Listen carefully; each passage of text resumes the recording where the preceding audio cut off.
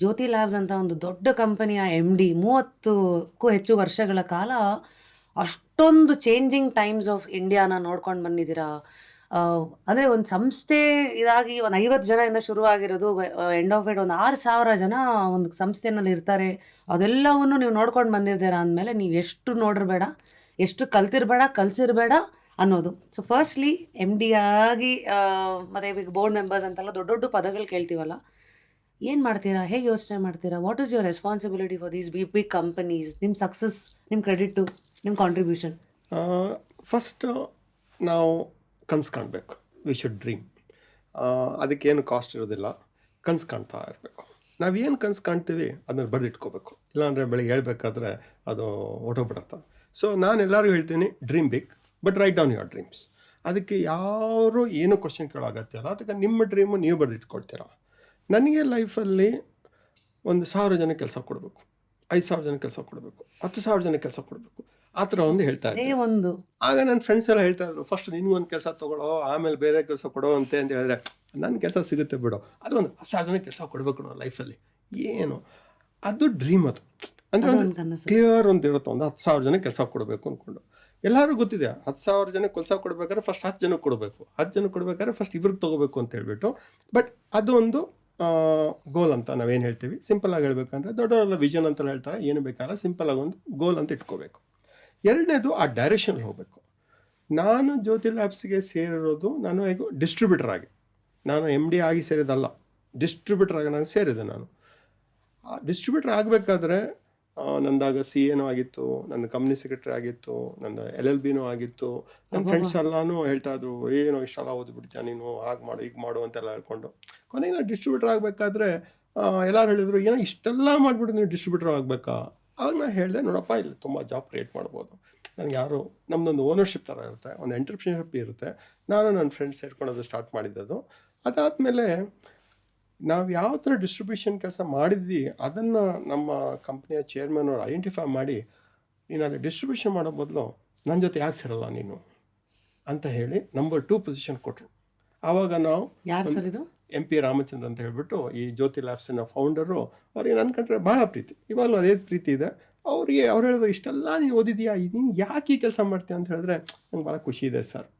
ಅದೊಂದು ಅವ್ರ ಮನಸ್ಸಲ್ಲಿ ಏನು ಅನಿಸ್ತೋ ಗೊತ್ತಿಲ್ಲ, ನೀನು ಯಾಕೆ ಇದೆಲ್ಲ ಮಾಡ್ತೇವೆ, ಬಂದುಬಿಡು ಮುಂಬೈಗೆ ಅಂತ ಹೇಳೋರು. ನಾನು ಮುಂಬೈಗೆ ಬರೋದಿಲ್ಲ ಸರ್, ಬೆಂಗಳೂರು ಇದ್ಕೊಂಡೆ ನಾನು ಕೆಲಸ ಮಾಡ್ತೀನಿ ಅಂತ ಹೇಳಿ ನಾನು ಅವ್ರನ್ನ ಸೇರಬೇಕಾದ್ರೆ 6 ಕೋಟಿ ಟರ್ನ್ ಓವರ್ ಇತ್ತು, ಒಂದು 56-57 ಜನ ಇದ್ವಿ. ನಾನು ಬಿಡಬೇಕಾದ್ರೆ 3,000 ಕೋಟಿ ಟರ್ನ್ ಓವರು, ಒಂದು 6,000 ಜನ ಕೆಲಸದವರು. ನಾನು ಸೇರಬೇಕಾದ್ರೆ ಒಂದು ಫ್ಯಾಕ್ಟ್ರಿ ಇತ್ತು, ಬಿಡಬೇಕಾದ್ರೆ 28 ಫ್ಯಾಕ್ಟ್ರಿ, 17 ಲೊಕೇಶನ್ಸಲ್ಲಿ, ಒಂದು ಡಾಕಾದಲ್ಲೂ ಹಾಕಿದ್ವಿ. ಈ ಒಂದು 30 ವರ್ಷದ ಜರ್ನಿ, ನಾನು ರಿಟೈರ್ ಆಗಿಲ್ಲ, 2022 ರಿಟೈರ್ ಆದೆ ನಾನು. ಆ ಒಂದು ಜರ್ನಿ ಅಲ್ಲಿ ಎಲ್ಲ ಥರದ್ದು ಕಷ್ಟ ಸುಖ ಎಲ್ಲ ನೋಡಿದ್ದೀವಿ. ಬರೀ ಸುಖನೇ ಅಂತ ಇಲ್ಲ, ಅದ್ರಲ್ಲಿ ತುಂಬಾ ಕಷ್ಟ ಇರುತ್ತೆ, ಭಾಳ ಕಷ್ಟಪಡಬೇಕಾಗತ್ತೆ. ಯಾಕೆಂದರೆ ಕಾಂಪಿಟೇಷನಲ್ಲೆಲ್ಲನೂ ದೊಡ್ಡ ದೊಡ್ಡ ಕಂಪ್ನಿಗಳು, ಹಿಂದೂಸ್ತಾನ್ ಲಿವರ್ ಆಗಲಿ, ಪ್ರಾಕ್ಟರ್ ಆ್ಯಂಡ್ ಗ್ಯಾಂಬಲ್ ಆಗಲಿ, ರಿಕೆಟ್ ಬೆನ್ಕೈಸರ್ ಆಗಲಿ, ಎಲ್ಲ ದೊಡ್ಡ ದೊಡ್ಡ ಕಂಪ್ನಿಗಳು, ತುಂಬ ದುಡ್ಡಿರೋರು. ಅವ್ರ ಮುಂದೆ ಫೈಟ್ ಮಾಡಬೇಕು ಅಂತ ಹೇಳಿದ್ರೆ ನಮಗದೊಂಥರ ಎಕ್ಸ್ಟ್ರಾ ಕರೇಜ್ ಬರುತ್ತೆ ಅದು, ಆ್ಯಂಡ್ ಹಾರ್ಡ್ ವರ್ಕ್. ಬಟ್ ನೀವು ಹೇಳೋದು ಕ್ವಶನ್ಗೆ, ಈ ನಾವು ಯಾವ ಥರ ನಾವು ಈ ಬೋರ್ಡು, ಮ್ಯಾನೇಜಿಂಗ್ ಡೈರೆಕ್ಟ್ರು, joint managing director, company secretary, CFO ಅಂತ ಹೇಳ್ತೀವಲ್ಲ, ಥಿಂಕ್ ಮಾಡೋದು ಜಾಸ್ತಿ ಇರಬೇಕು, ಮಾಡಿಬಿಟ್ಟು ಬೇರೆ ಕೈಲಿ ಕೆಲಸ ಮಾಡಿಸ್ಕೋಬೇಕು. ಸೊ ನಾವು ಡೈರೆಕ್ಷನ್ ಕೊಡ್ತೀವಿ, ಆ ಡೈರೆಕ್ಷನ್ ಪರ್ಫೆಕ್ಟಾಗಿರಬೇಕು. ಡೈರೆಕ್ಷನ್ ಅಂತ ಹೇಳಿದರೆ ಅದಕ್ಕೆ ಬ್ಯಾಕಪ್ ಇರಬೇಕು, ಅದಕ್ಕೆ ಡೇಟಾ ಇರಬೇಕು, ಅದಕ್ಕೆ ಎವಿಡೆನ್ಸ್ ಇರಬೇಕು. ನಾವು ಗ್ಲೋಬಲ್ ಹಿಂಗೆ ನಡೀತಾ ಇದೆ, ವೆಸ್ಟಲ್ಲಿ ಹಿಂಗೆ ನಡೀತಾ ಇದೆ, ಈಸ್ಟಲ್ಲಿ ಹಿಂಗೆ ನಡೀತಾ ಇದೆ, ಸರ್ವೆ ರಿಸರ್ಚ್ ಅಂತ ಅವತ್ತು ತಗೋತಾ ಇದ್ರಿ. ಎಲ್ಲ ಮಾಡ್ಕೊಂಡು ಓದಬೇಕು, ತುಂಬ ಓದಬೇಕು, ಓಡಾಡಬೇಕು, ಜನಗಳನ್ನು ಮಾತಾಡಿಸ್ಬೇಕು. ನಿಮ್ಮ ದೇಶದಲ್ಲಿ ಹೆಂಗಿದೆ, ನಮ್ಮ ದೇಶದಲ್ಲಿ ಹೆಂಗಿದೆ, ನಮ್ಮ ದೇಶದಲ್ಲಿ ಯಾಕೆ ಕಮ್ಮಿ, ನಿಮ್ಮ ದೇಶದಲ್ಲಿ ಯಾಕೆ ಜಾಸ್ತಿ, ಎಲ್ಲ ಮಾಡ್ಕೊಂಡು ನಿಮ್ಗೆ ಐಡಿಯಾ ಸಿಕ್ಬಿಡುತ್ತೆ. ನಮಗೆ ನೆಟ್ವರ್ಕಿಂಗು ಒಂದು ಐಡಿಯಾ ಸಿಕ್ಬಿಡುತ್ತೆ ನಿಮಗೆ. ಪ್ಲಸ್ ಗೌರ್ಮೆಂಟ್ ಜೊತೆ ಭಾಳ ಕೆಲಸನೂ ಮಾಡಬೇಕಾಗುತ್ತೆ ಗೌರ್ಮೆಂಟ್ ಜೊತೆ. ಯಾಕಂದರೆ ಗೌರ್ಮೆಂಟಿಗೆ ಕೆಲವು ಸಲ ಈ ಪ್ರೈವೇಟ್ ಎಂಟರ್ಪ್ರಿನರ್ಸು ಗೈಡೆನ್ಸ್ ಕೊಡ್ತಾರೆ, ಅದಕ್ಕೆ ಅವ್ರ ಕಮಿಟಿ ಎಲ್ಲ ಮಾಡ್ತಾರೆ. ಆ ಕಮಿಟಿಲಿ ಪಾರ್ಟಿಸಿಪೇಟ್ ಮಾಡಬೇಕು, ಆ ಕಮಿಟಿಲಿ ನಮ್ಮ ಅಡ್ವೈಸ್ ನಾವು ಕೊಡಬೇಕು. ಎಲ್ಲ ಗೌರ್ಮೆಂಟಿಗೂ ಸಹ ಕೆಲಸ ಕ್ರಿಯೇಟ್ ಮಾಡಬೇಕಂತ ಒಂದು ದೊಡ್ಡ ರೆಸ್ಪಾನ್ಸಿಬಿಲಿಟಿ ಇದೆ. ಅದಕ್ಕೆ ನಮ್ಮ ಪ್ರೈವೇಟ್ ಕಂಪ್ನಿಗಳು ನಮ್ಮಂಥವ್ರೆಲ್ಲನೂ ಅದ್ರ ಜೊತೆ ನಾವು ಸರ್ಕಾರ ಜೊತೆ ಕೂತ್ಕೊಂಡು ನಾವು ಅವ್ರನ್ನ ಎನೇಬಲ್ ಮಾಡಬೇಕು, ಯಾವ ಥರ ಜಾಬ್ ಕ್ರಿಯೇಟ್ ಮಾಡಬೇಕಂತ ಹೇಳಿಬಿಟ್ಟು. ಸೊ ಹಾಗಾಗಿ ಈ ಜ್ಯೋತಿ ಲ್ಯಾಬ್ಸಲ್ಲಿ ನನಗೊಂದು ಯೂನಿವರ್ಸಿಟಿ ಥರ 31 ವರ್ಷ ಅಲ್ಲಿ ಮಾಡಿದ್ದು, ಆ ಎಕ್ಸ್ಪೀರಿಯೆನ್ಸನ್ನ ಈಗ ಎಲ್ಲರಿಗೂ ಹಂಚ್ತಾ ಇದ್ದೇನೆ ಅಷ್ಟೇ. ಸೊ ಈ ಜರ್ನಿನಲ್ಲಿ ಎಲ್ಲಿಂದ ಶುರು ಮಾಡಿದ್ರಿ, ಜೊತೆನಲ್ಲಿ ಏನೇನೆಲ್ಲ ಹ್ಯಾಂಡಲ್ ಮಾಡಿದ್ರಿ, ಅವತ್ತಿದ್ದ ಕಾಂಪಿಟೇಟರ್ಸು ಅದನ್ನು ನೀವು ಎದುರಿಸೋದಕ್ಕೆ ನೀವು ಮಾಡಿದ್ದ ರಿಸರ್ಚ್, ಅವತ್ತೆಲ್ಲ ಇಂಟರ್ನೆಟ್ ಇರಲಿಲ್ಲ.